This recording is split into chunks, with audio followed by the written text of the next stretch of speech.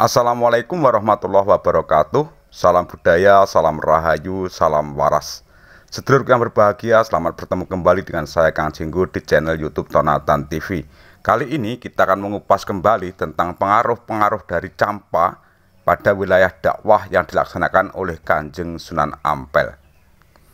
Sedulurku, sebagaimana kita tuturkan kemarin dan telah tercatat dalam sebuah histografi dan cerita-cerita legenda Jawa, tokoh Raden Rahmat yang masyhur disebut dengan nama Sunan Ampel adalah berasal dari negeri Campa.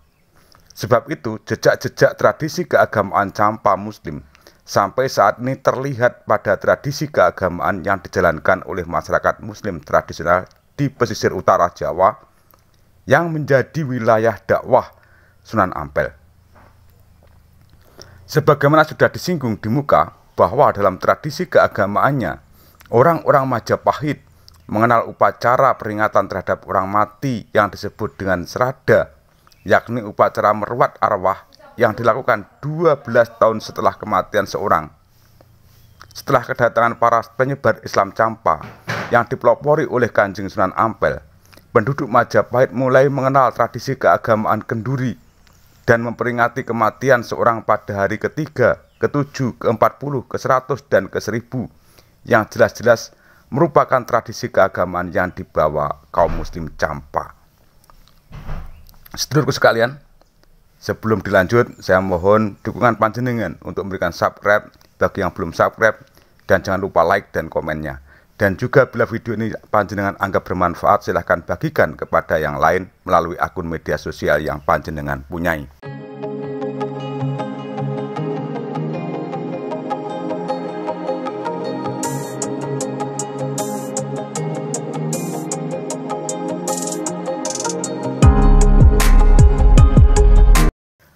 Sedulurku, dalam buku Kerajaan Campa terbitan EVO di tahun 1981 disebutkan bahwa orang-orang Campa Muslim memiliki kebiasaan memperingati kematian seseorang pada hari ke-3, ke-7, ke-10, ke-30, ke-40, ke-100, dan ke-1000.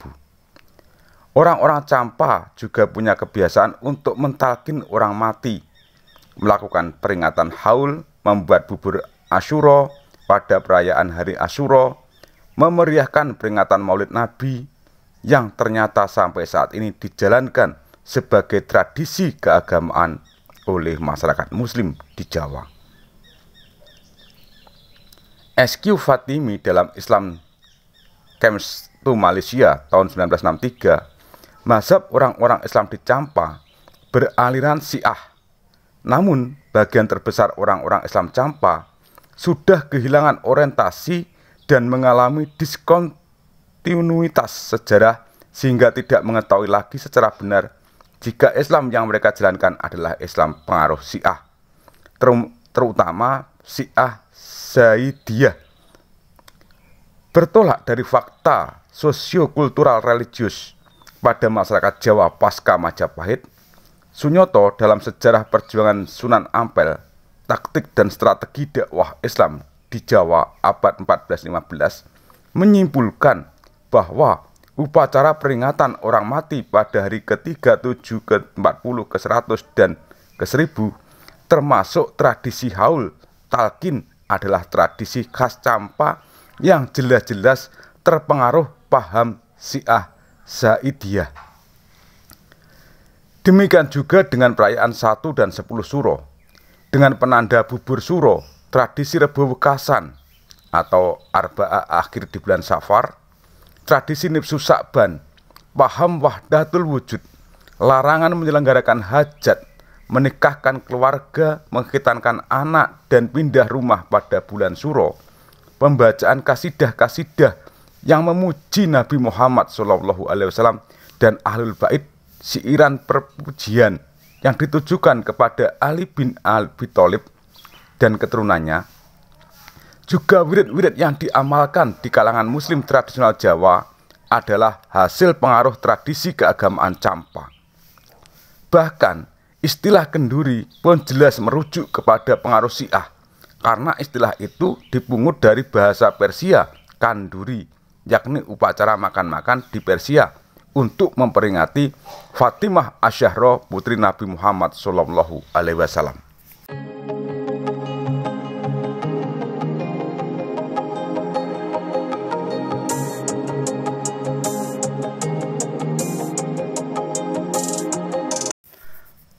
Pengaruh dakwah Islam Sunan Ampel beserta putra, saudara, menantu, kemenakan, kerabat, dan murid-muridnya yang tersebar di berbagai tempat tidak diragukan lagi telah memberikan kontribusi tidak kecil bagi terjadinya perubahan sosio-kultural religius pada masyarakat yang sebelumnya mengikuti adat dan tradisi keagamaan Majapahit yang terpengaruh Hindu-Buddha dan Kapitayan. Dalam kebiasaan hidup sehari-hari misalnya saja, orang-orang Campa lazim memanggil ibunya dengan sebutan emak, sedangkan orang-orang Majapahit menyebut ibu dengan sebutan ino, ra, ino, atau ibu. Daerah Surabaya dan sekitarnya tempat Sunan Ampel menjadi raja, penduduk memanggil ibunya dengan sebutan emak. Kebiasaan memanggil emak itu berlaku juga di daerah Mojokerto, daerah Jombang, Kediri, Nganjuk, dan kemungkinan disebarkan oleh Raden Abu Hurairah, sepupu Sunan Ampel yang tinggal di Wirosobo, Mojo Agung. Sebutan itu berkembang pula di sepanjang pantai utara Jawa yang kemungkinan disebarkan oleh Sunan Bonang, Sunan Derajat, Sunan Giri, Raden Patah, Sunan Kalijogo, Sunan Kudus, dan Sunan Gunung Jati yang merupakan putra menantu, kemenakan, dan murid-murid Sunan Ampel. Bahkan belakangan sebutan emak lazim digunakan orang di kawasan pesisir utara Jawa hingga ke daerah Jawa Barat. Pengaruh kebiasaan Campa yang lain terlihat pula dalam cara orang memanggil kakaknya atau orang yang dianggap lebih tua. Orang-orang Campa lazim menggunakan sebutan Kak atau Kang. Sedangkan orang-orang Majapahit memanggil kakaknya dengan sebutan Raka. Orang-orang Campa memanggil adiknya dengan sebutan Adi. Orang Majapahit memanggil adiknya dengan Rayi. Orang-orang Campa menyebut anak laki-laki dengan sebutan Kacung. Sedangkan orang Majapahit menyebutnya Rare.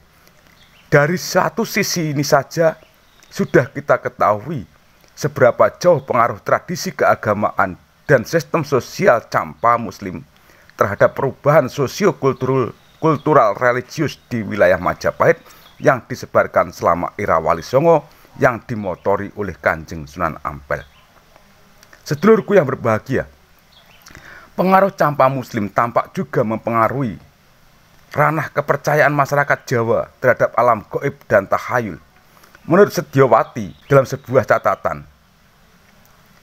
pengarcaan Ganesha masa Kediri dan Singhasari, kepercayaan orang-orang Majapahit terhadap makhluk-makhluk halus meliputi kepercayaan kepada adanya makhluk-makhluk setengah dewa seperti yaksa, raksasa, pisaca, dan sebagainya, ya, atau para arwah leluhur yang melindungi bumi dan keraton.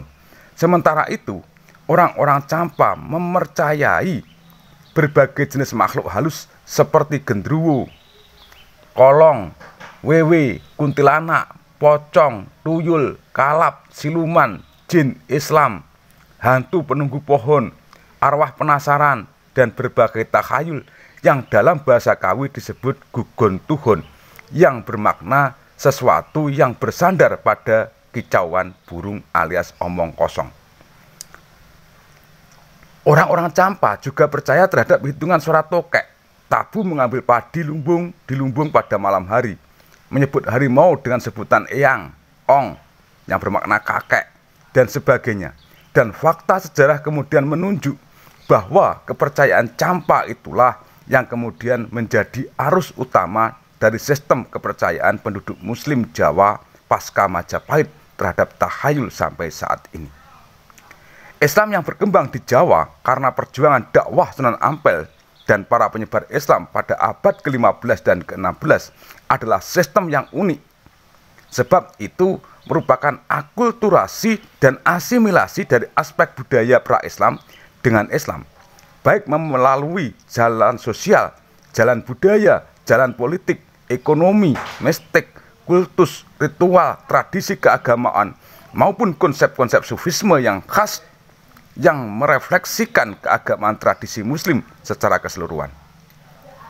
Dalam konteks akulturasi dan asimilasi itulah pengaruh tradisi keagamaan muslim campa menjadi sangat dominan dalam mewakili unsur sosiokultur religius dibanding pengaruh tradisi keagamaan muslim dari tempat lain.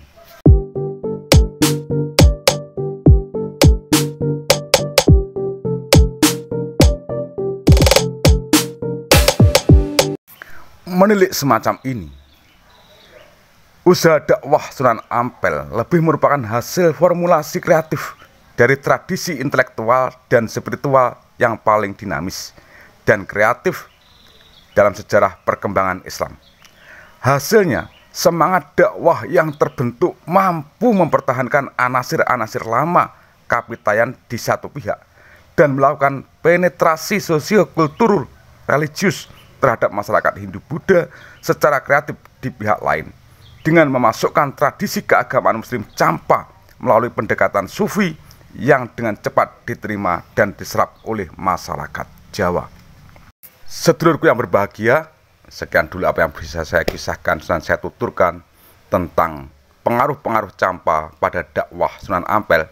Ya, kita tahu bahwa hantu-hantu yang ada itu yang sekarang kita kenal dengan gendruwo, dengan apa itu?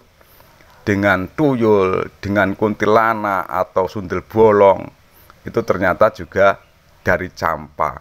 Kalau namanya dari campa terus medine apa ya kok campa juga ya. Oke sedulurku sekalian, demikian dulu apa yang bisa saya sampaikan. Ada kurang lebihnya saya mohon maaf yang sebesar-besarnya. Tereng ungkapan ono rino ono opo, ono awan ono pangan. Salam budaya, salam rahayu, salam waras. Wassalamualaikum warahmatullahi wabarakatuh.